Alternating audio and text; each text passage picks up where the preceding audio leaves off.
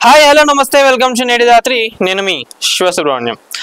తెలంగాణ రాజకీయాలు ఎంత ఘోరంగా ఉన్నాయంటే నాయకులందరికీ కూడా ఈ మధ్య చాలా మందికి పైసలు ఎక్కువైపోయినాయి. ఏ పార్టీలు ఉంటే ఏమున్నదిలే, మరి ఏ పార్టీలు ఉన్నా, మరి కొంతమంది నాయకులను అడిగితే సార్ ఇప్పుడు మీరు ఏ పార్టీలో ఉన్నారు, ఏంటంటే ఏ పార్టీలు ఉంటే ఏమున్నదిలే నడవైతే నడుస్తుంది కదా. అంటే ఏంటంటే పార్టీలు జంప్ చేసి అధికారం కోసం లేదా వాళ్ళ బిజినెస్లను వాళ్ళ ఆస్తులను కాపాడడం కోసం పార్టీలు మారి వాళ్ళు ఏ పార్టీలో ఉన్నారో అక్కడ వాళ్ళకు కరెక్ట్ గా ఆ హాస్పిటాలిటీ కానివ్వండి, ఆ పరువు ఏదైతే దక్కలేదో అవన్నీ మైండ్ లో పెట్టుకొని ఏ పార్టీ అయితే ఏమున్నదిలే నడుస్తుంది కదా అని చెప్పి వాళ్ళు ఉన్న పార్టీని ఏ పార్టీలో ఉన్నారో కూడా చెప్పుకోలేకపోతున్నారు. ఈటెల రాజేందర్ గారు ఒకసారి ఒక మాట అన్నారు. ఏంటంటే ఎవరైనా కూడా సొంత పార్టీలో ఫస్ట్ నుంచి ఎవరైతే సొంత పార్టీలో ఉన్నారో వాళ్ళకే ఆ విలువ ఆ మర్యాద అనేది ఉంటదని చెప్పి ఈటెల రాజేందర్ గారే చెప్పడం జరిగింది. ఇప్పుడు బీజేపీలో ఉన్నారు కాబట్టి బీజేపీలో ఉన్నా కూడా చెప్పడం జరిగింది. ఎందుకంటే ఉద్యమ కాలం నుంచి కూడా తెలంగాణ పార్టీలో ఉన్న సీనియర్ నాయకులు ఎవరైతే ఉన్నారో ఇప్పుడు అధికారంలో బీఆర్ఎస్ లేకపోయినా కూడా వాళ్ళందరూ పార్టీకి ఇప్పటికి కూడా తోడుగా ఉన్నారు కాబట్టి వాళ్ళకు ఆ మర్యాద అవన్నీ కూడా దక్కుతున్నాయి.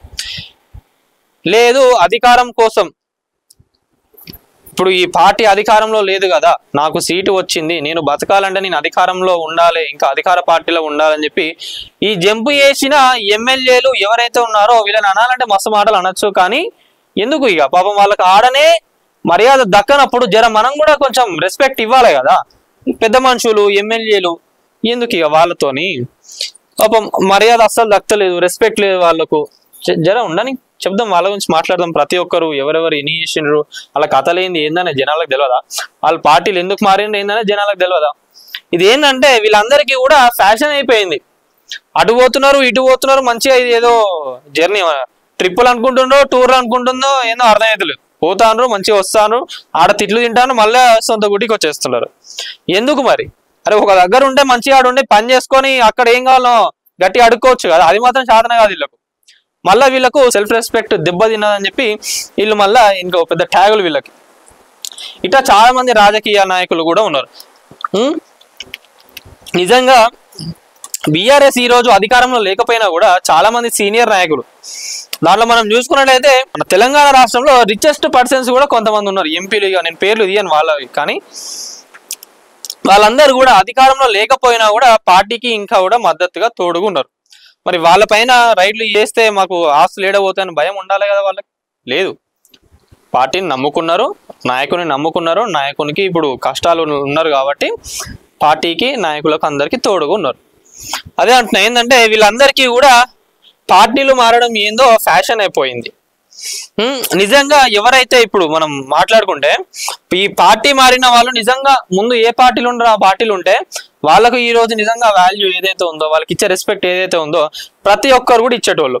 ఇవాళ ఇక్కడ ఒక మాట మాట్లాడి రేపు అక్కడ పోయి మళ్ళీ వీళ్ళని తిట్టి మళ్ళీ రేపు ఏమవుతుంది, ఇప్పుడు వాళ్ళకి అక్కడ రెస్పెక్ట్ వస్తలేదు కాబట్టి అటు వాళ్ళకు అంటే ఇప్పుడు అపోజిషన్ పార్టీ అధికార పార్టీ పైన విమర్శలు చేసినప్పుడు ఆడుండి కూడా వీళ్ళు అపోజ్ చేస్తలేరు. ఎందుకు మీరు ఇక పార్టీ మారి అంటే జనాలకు ఈజీగా అర్థమైపోతుంది కదా దేనికోసం వేయండ్రు, మీ అధికారం కాపాడుకోవడానికి, మీ ఆస్తులను కాపాడుకోవడానికి మీరు వేయంరాడు, అంతే కదా. అది ముచ్చట, అసలు మెయిన్ ముచ్చట ఏంటంటే అది. ఇంకోటి ఏంటంటే పార్టీలు కూడా పార్టీ కోసం కష్టపడ్డ నాయకులు ఎవరైతే ఉన్నారో వాళ్ళని గుర్తుపెట్టుకోవాలి.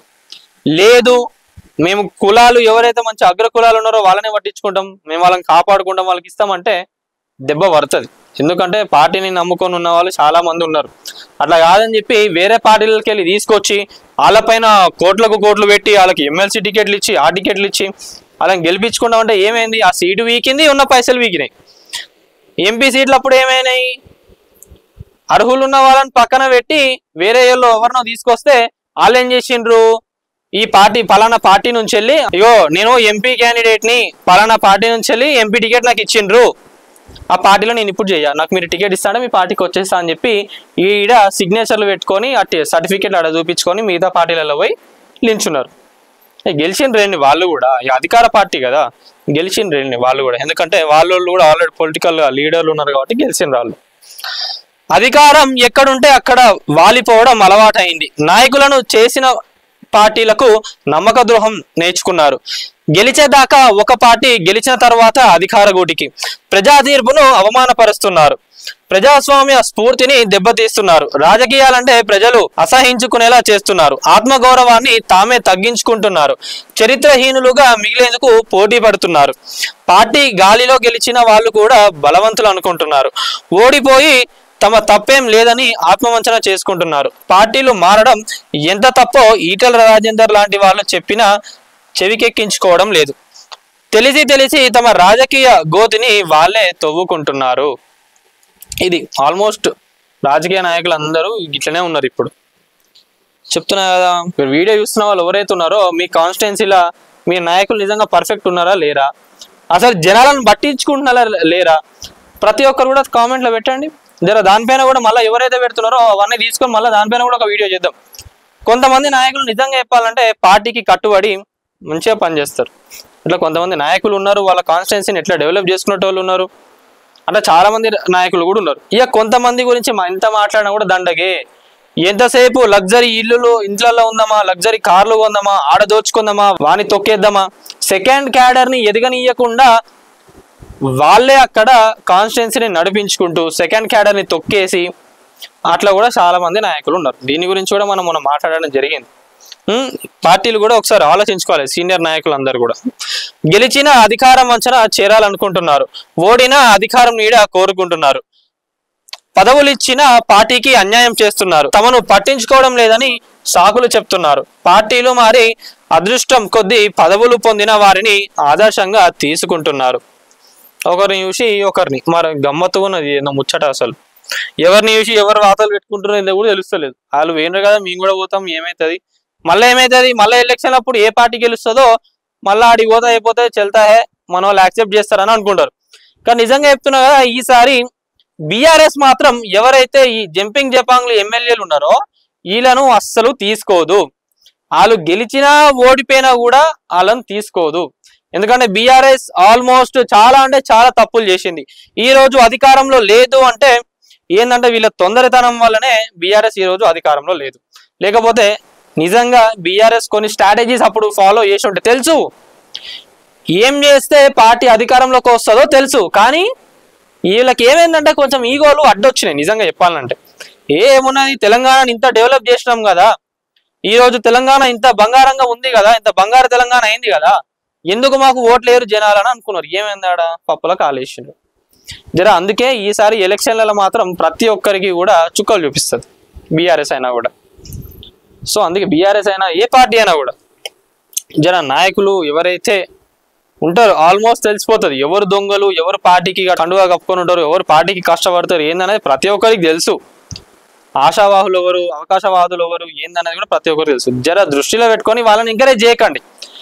ఎందుకంటే వాళ్ళని చూసి మీ పార్టీలో ఉన్న నాయకులు వాళ్ళందరూ ఏంటంటే వాళ్ళని చూసి నేర్చుకుంటున్నారు. అరే నిజంగా అట్లా మారితేనే బాగుంటుందేమో, ఇంకేమైనా మంచిగా ఉంటుందేమో అని అనుకుంటారు.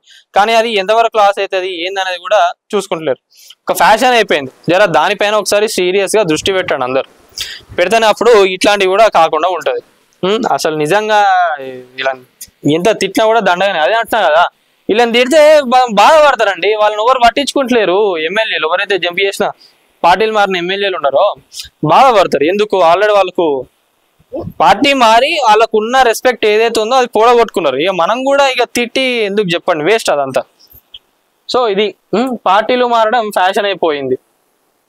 అదే ఇప్పుడు వచ్చిన ఎలక్షన్లు మళ్ళీ మనం చూసుకున్నట్లయితే ఇంకా ఆల్మోస్ట్ 2.5 years వేసుకోవాలి తెలంగాణలో ఎలక్షన్లు రావాలంటే. మరి అప్పుడు ఎట్లుంటుంది, ప్రతి ఒక్కరు నాయకులు కానివ్వండి ఏ పార్టీ అధికారంలోకి వస్తుంది, అప్పుడు ఎవరు జంపింగ్ చేస్తారో ఏందో అనేది కూడా చూడండి. అప్పుడు వాళ్ళపైన కూడా స్ట్రిక్ట్ యాక్షన్స్ తీసుకున్నట్టుగా. అసలు ఏంటంటే ఈ రూల్ రావాలి ఒకటి, ఎవరైతే ఈ పార్టీలో గెలిచిండ్రో మళ్ళీ ఇంకో పార్టీలో పోకుండా, లేదా ఎలక్షన్ల తర్వాత సో అండ్ సో పార్టీలు ఉన్న వాళ్ళు వేరే పార్టీలో పోకుండా ఉండడానికి నిజంగా ఒక రూల్ తీసుకురావాలి. అప్పుడే వీళ్ళకి ఏమవుతుందంటే కొంచెం భయంగా ఉంటారు, మంచిగా జనాల కోసం ఆలోచిస్తారు. అప్పుడు అన్ని చక్కగా ఒక వేలో పోతుంది.